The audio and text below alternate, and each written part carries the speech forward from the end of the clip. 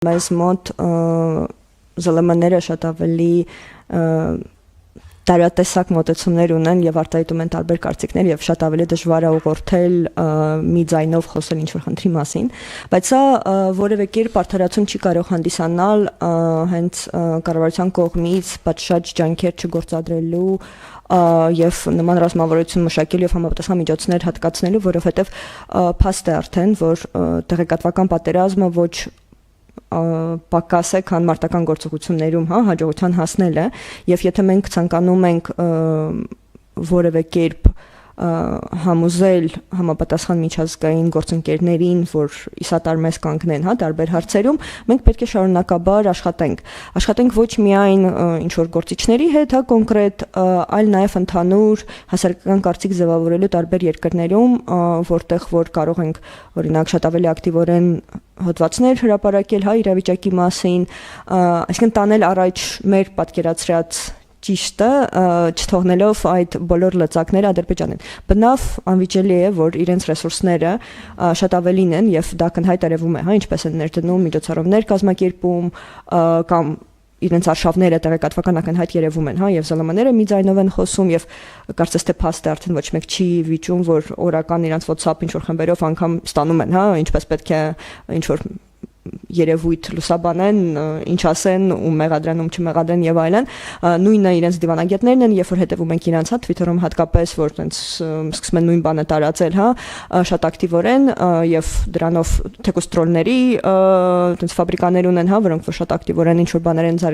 տարածում եւ այլն։ Եվ վաղը, եթե ինչ որ մեկը ուզենա հասկանա Լեռնային Ղարաբաղում ինչ է կատարվել կամ Հայաստան-Ադրբեջան հարաբերություններում ինչ է կատարվում, եթե ուղղակի որոնեն, ինչ որ նյութեր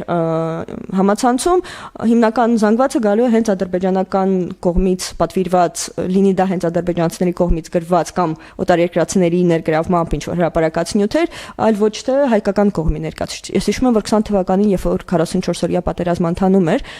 շատ մասնագետներից միջազգային իրավունքի ստանում էինք հարցումներ, որտեղից կարող ենք տենց չեզոք անկախ համապարփակ ինֆորմացիա ստանանք կոնֆլիկտի մասին։ Որտեղ հասկացանք, որ անգլալեզու պրոհայկական լավ նյութեր չկան, որ գոնե կիսվես, հասկանան, ասենք, ինչպես ենք մենք ընկալում այդ հակամարտությունը։ Նույնը հիմա է լինելու, այսինքն Հայաստանի դերը դրվածքը իր պատկերացումը տարածաշրջանում հաշվի առնելով այդ բոլոր նրբությունները եւ այդ ռազմավարական խնդիրները, որոնք որ կան, ռազմաքաղաքական խնդիրները մեր տարածաշրջանում, որոնք դեռևս սուր են ոչ միայն հայ-ադրբեջանական, այլ Իրանի շուրջ եւ այլն, ասենք հարաբերություններում, շատ երբ որ մենք բաց ենք թողնում նախաձեռնությունը եւ մերթ ինչ որ արձագանքում ենք նման հայտարարությունների մենք կորցնում ենք միանշանակ ու եթե մենք մարտի դաշտում ենք այս պահին թույլ եւ ինչպես էլի վկայակոչեմ, այդ բանախոսներից մեկը ջախջախիչ պարտություն կրել ենք նաև հենց տեղեկատվական դաշտում այդ իմաստով, որովհետև իրենք զավթում են ամբողջ տեղեկատվական դաշտը եւ թելադրում են։ Եվ այնքան են համոզում եւ իրենց պահանջները առաջ տանում, որ արդեն ամեն անգամ մենք ստիպված ենք ավելի ու ավելի զիջել, այսինքն երբ որ մենք չենք հակադրում որևէ հիմնավորում, որևէ այլ խոսույթ, ստացվում է, որ այո, եթե ուզում ենք խաղաղություն, եթե հանուն դրա պատրաստ ենք այդ զիջումների, նույն միջազգային հանրությունը ասում է դե լավ ոնց որ թե էսել են ուզում, դե ոնց որ թե համոզիչ է, համանդրությունը պետքա փոխել, դե փոխեք էլի։ Կամ նույն, ասենք, Ալիևի ասած է, որ վստահության 0% ունի հայկական կողմի նկատմամբ, սա շատ լավ կարծում եի պատրվակ կարող էր լիներ, որպեսզի մեր հայկական կողմը օգտագործեր, ասել, այ հա, ասում ես, որ վստահության խնդիր ունենք, վստահության այսպիսի միջոցներ ենք մենք տարիներ շարունակ առաջարկում, հիմա էլ ենք առաջարկում, լինի դա հենց եվրոդիտորդների ներկայությունը Հայաստանում դրան էր միտված եւ կարող եք ձեր տարածքում էլ տեղավորել, որպեսզի արձանագրեն կամ նույն այդ հրադադարի խախտման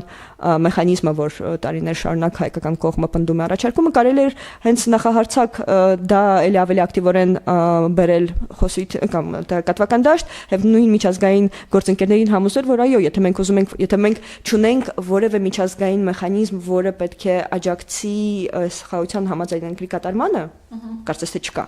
եւ չկա որևէ այլ մեխանիզմ, որը պետք է նպաստի կողմերի միջև վստահության ամրապնդմանը, որը զրոյական է, այս պահին, ինչպես Ալիևն է նշում, Այդ դեպքում ռեալ չի, հա, այս գործարքը, այսպես ասած, ու եթե միջազգային հանրությունը ուզում է համոզված լինի, որ կարող ենք մենք ի կատար դարձել, ուրեմն պետք է Ադրբեջանին առաջարկի ակտիվորեն, հա, որպեսզի սրան ու սրան ու սրան, ասենք, դիմի կամ համաձայնվի։ Մենք նման հնարավորությունները միշտ բաց ենք թողնում, քանի որ տենց շատ ամաչկոտ ենք առաջ տանում, հա, մեր գաղափարները, հասկանում ենք, որ բարենպաստ չեն պայմանները, հա, հատկապես պարտությունից հետո, բայց մյուս կողմից էլ գոնե տեղեկատվական կամ դիվանագիտական դաշտում մենք կարող ենք ինչ-որ բան նախաձեռնել։ Եվ դրանք չանելը ավելի անբարենպաստ պայմանների են։